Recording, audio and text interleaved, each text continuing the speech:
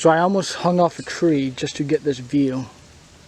And yeah, there was an easier way, just right over here. So note to self and other filmmakers, yeah, don't do stupid things while trying to capture a shot.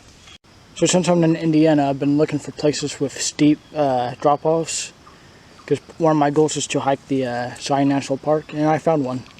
Probably a solid 50, maybe 100 feet, I don't know. Yeah, that's kind of cool. The camera might not show it very well, but it's pretty cool.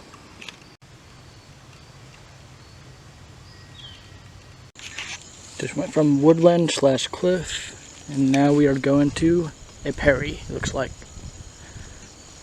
Or something different. That's really kind of lovely.